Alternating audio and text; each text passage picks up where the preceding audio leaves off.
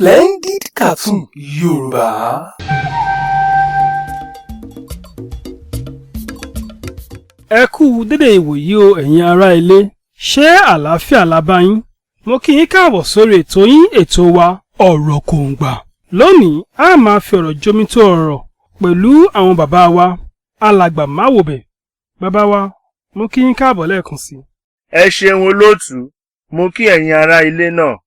Bàbá wa, a gbọ́ nínú ìtàn pé ẹ kì í báyàn jà, ẹ kì í yan òdì, kódà gan ẹ kì í ṣe àríyànjiyàn pẹ̀lú ẹnikẹ́ni.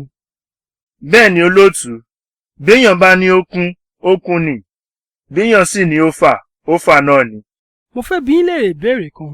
Báwo lẹ ṣe ń ṣe tí ẹ fi kí ń bá ẹnikẹ́ni ní gbólóhùn asọ̀ tàbí gbọ́n mi sí omi òtó?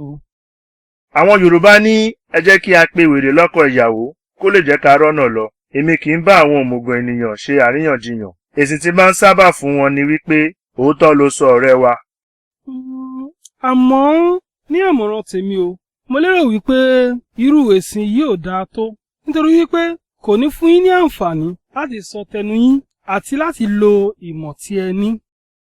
Òótọ́ ló sọ ọ̀rẹ́ wa.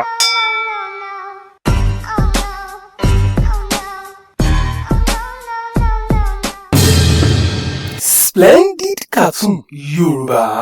Àwàdà tí ò lẹ́lẹ́gbẹ́.